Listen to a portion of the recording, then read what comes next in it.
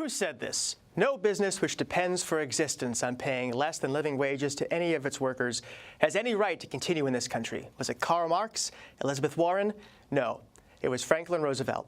In 1933, 5 years before the federal minimum wage became law, in its 78 years of life, the minimum wage has risen in dollar terms, fallen in purchasing power, become a cause célèbre for progressives who want to raise it, and been depicted by opponents as a threat to workers and businesses.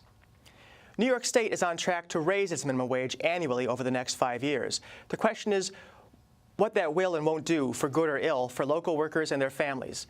Let's talk about that today with Michelle Holder, a labor economist from John Jay College. Welcome to the show, Michelle. Thank you. Michael Tsai, the managing director for MSA Worldwide and a board member of the International Franchise Association. Thanks for being here, Michael. Welcome. And Rocio Valerio, labor director for New York Communities for Change. Very good to have you here. Thank you. Michelle, let's talk first about the scope of the minimum wage, its impact. We're talking about something that about 3 million workers in America earn the minimum wage or less than that. That's about 4.3% of hourly workers, leaving aside folks who get a salary, get paid by commission. That's a fairly small number of people. Why do we spend so much time talking about the minimum wage? Well, I think we spend a lot of time talking about the minimum wage because it's not just about those workers who make at or below the minimum wage. Essentially, the minimum wage is a floor. And so if you begin to lift up that floor, it not only lifts up those who make at or below the minimum wage, but it has a ripple effect for those who make just above the minimum wage. So even though, as you mentioned, Jarrett, a very small segment of the working population in the U.S. actually makes the minimum wage, where it stands has implications for those just above the minimum wage and higher. So it's not just about strictly minimum wage workers. Rocio, the minimum wage as it exists nationally and as it existed in New York prior to the reforms Cuomo put in place last year, what's the problem with it? You know, I think that the problem with it is that it's actually not rising to the living cost of the majority of working Americans, right? While we have multi-billionaires continue to grow and our wealth concentrated on the top 1%, that's actually not distributed to the bottom workforce of, restaurant, car wash, supermarket, everybody that does the services that we actually need as a society to function. So it's not risen with us, and that's a huge problem. And this is why we need enforcements, not just to increase the minimum wage for this year and for the upcoming years, but we actually need real solutions that as the cost of living continues to rise, we need to adjust to protect those most vulnerable. We actually have a picture I think we're going to show of a point in my life when I was a minimum wage worker. There it is, my last day at McDonald's, summer of 1994.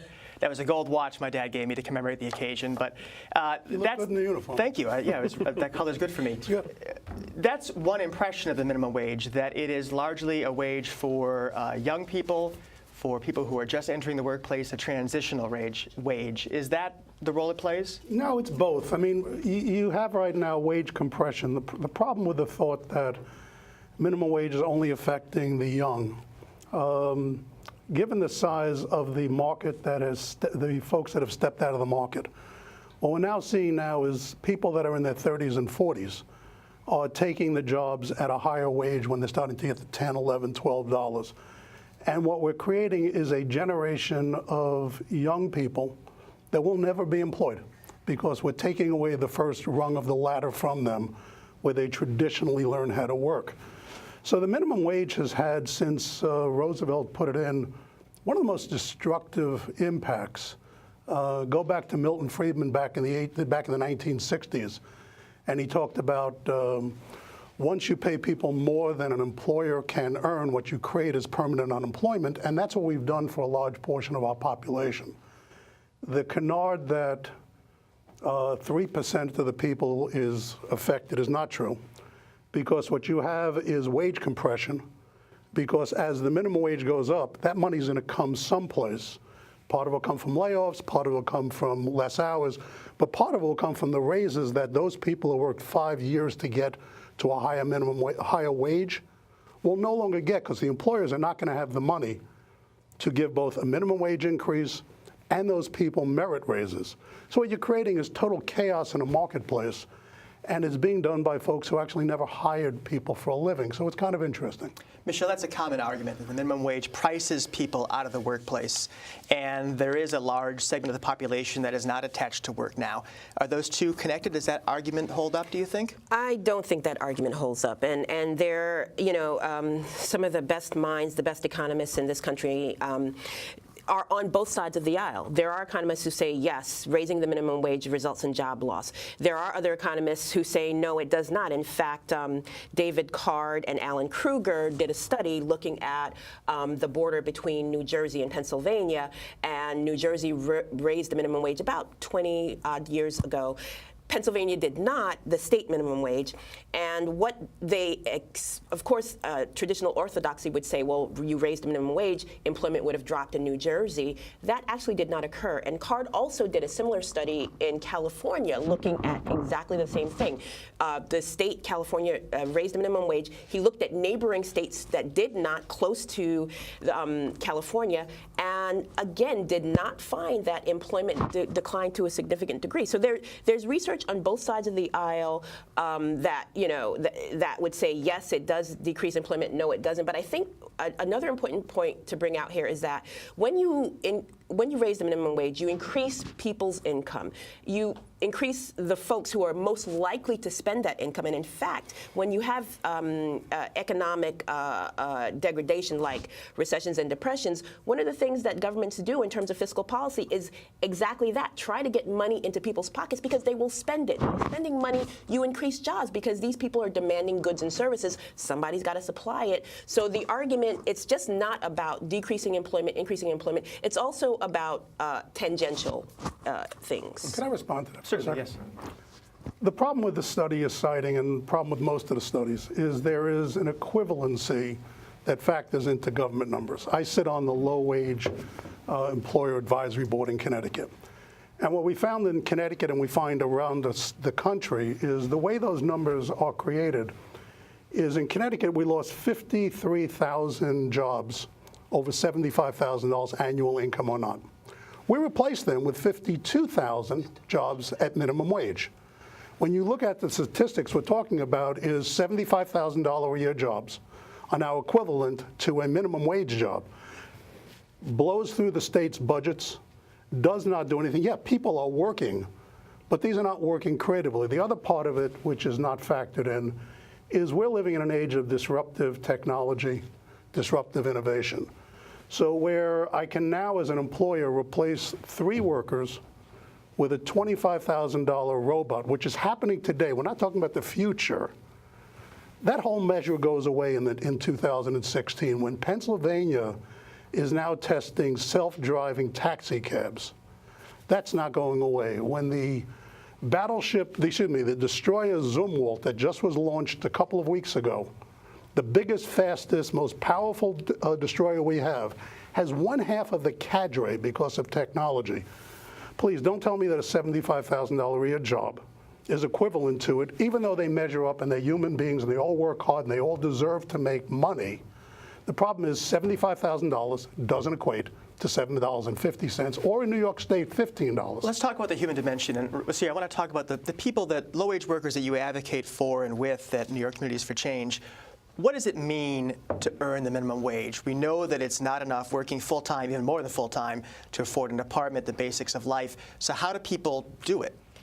You know, I think I've worked with a lot of folks that live in a 2-bedroom apartment with about 15 of their family members to cut down on cost. I, in fact, had one of the most impactful testimonies that I had was, we were talking to this McDonald's worker, and it was late, and so I said, hey, let's go. Are you going to take the train? And they're like, no. I'm going to walk home. I said, okay, do you live nearby? This is in East Harlem, the McDonald's on 3rd Avenue. And they said, no, I live in Brooklyn, and I'm going to walk home. And that was mind-boggling to me. And this person said, well, every day I have to decide whether I'm going to eat lunch or whether I'm going to pay for public transportation. So can you imagine how much this radically changes with just a few bucks? added to their paycheck. And I want to take a moment to talk a little bit about this technology because, my God, we've been threatened that robots are going to come and take over our jobs for so many times. And it makes us seem like we're anti-technology. And actually, we welcome these robots. Thank God they're coming. But who's going to maintain those robots? And what's going to happen to the jobs that we're talking about that are going to be lost? So I particularly cannot wait until people are fed up enough and actually rage against the machines. I guess I'll have to have a robot on my next show to find out what they think. But let's talk about the reforms or the changes to the minimum wage that New York State is now on the path to achieve. Michelle, what do you think about the plan to sort of stagger those increases over time, and also to separate them for different sizes of industry or different sizes of company, and also different geographies through the state? That means instead of one minimum wage, we'll have a whole bunch of them. Is that a good approach? Well, I'm not sure if I would say that's a good approach. I think it's a reasonable approach. I do know that the staggered increase from the current New York State minimum wage of $9 to eventually $15 will happen first for New York City and Long Island and Westchester County, but for upstate New York, that's going to take a little bit longer. And I think the logic behind that is that most of the minimum wage workers in New York State are in New York City. But could I say definitively that I think, kind of having this staggered approach, and I'm just talking in terms of New York City first and Westchester County first versus upstate New York, I'm not in total agreement with that, but I do believe that a staggered approach on the whole is a good one, because it gives time for employers to absorb these new costs. And by the way, one thing I did want to mention is that increasing the minimum wage has no effect on government spending at all. So it's not a matter that there are government outlays to increase the minimum wage. These are costs that are absorbed by employers. And a related issue, these employers typically pass on the cost to consumers anyway. So am I willing to pay slightly higher for, a hamburger or French fry if that means that the person serving me is getting a livable wage? Yes, I am. People have talked about the idea of a training wage, a kind of sub-minimum wage for new workers. Different rules would be imposed on that. Does that make any sense in terms of bridging the gap between skills and wages? It makes a bad policy socially better. If you look at what's taking place now in Washington State, which has a much more robust economy because of technology than New York or Connecticut or New England, since they put in a staged minimum wage into Seattle, Seattle's job growth has shrunk, while the state of Washington, which didn't go to the minimum wage increase in stages, has been quite robust. The reason that it's been even masked is that the spending power in Seattle is higher, so you can mask a minimum wage. The issue around people absorbing it off the state, what you are seeing is that when you see a minimum wage increase, very quickly as the job market right-sizes again, because businesses will react, I mean, that's what they'll do, social service costs go up because people do that. You can't live on $15 an hour. If you want to start getting into a minimum wage increase where people are going to have a livable wage, let's talk about $40 an hour. All of the arguments that are made beneficial of minimum wage at $15 an hour, nobody wants to say, let's go to 40. My goodness, if we made the minimum wage $40 an hour, look how much more beneficial. People will absorb a buck more a burger. But no one is going to benefit from it because what we haven't done is dealt with the foundational issues. The reason that the machines will take over is because the people that are being unemployed who are low skilled, it's not low wage, they're low skilled, let's deal with that, don't have the ability to work on those technological things coming down. So until we start dealing with the foundational issues of allowing people to raise up, be educated, create more plumbers, create more electricians, create something as a foundational base, yeah, we will have technology take over, and those people will be permanently unemployed. That's the big problem with minimum wage. So we're coming close to the end, so I just want to give folks a chance to react. I would be remiss at this point in the political calendar not to mention the presidential race, some discussion, some of it a little murky from the candidates about what they would do. What are the prospects for a change, do you think, in the federal minimum wage, regardless of who wins the White House next week?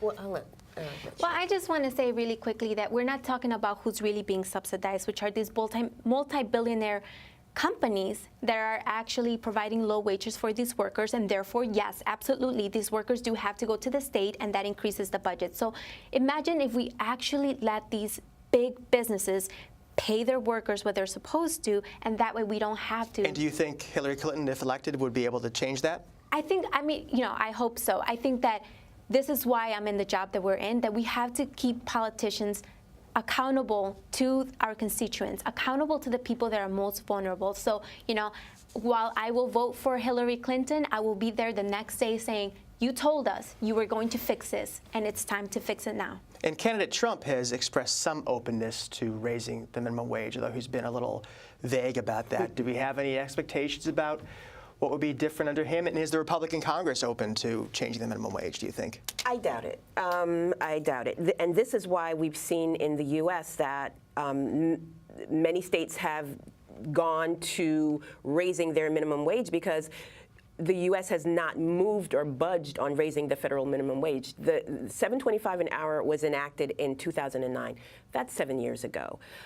So I just don't see, if the House becomes Republican under the new presidency, I don't see us moving from $7.25 as a federal minimum wage anytime too soon. We'll have to wait and see, I suppose. Thank you all so much for being here, having a good discussion. And we'll have to have you back to see if we can hold whoever president's feet to the fire.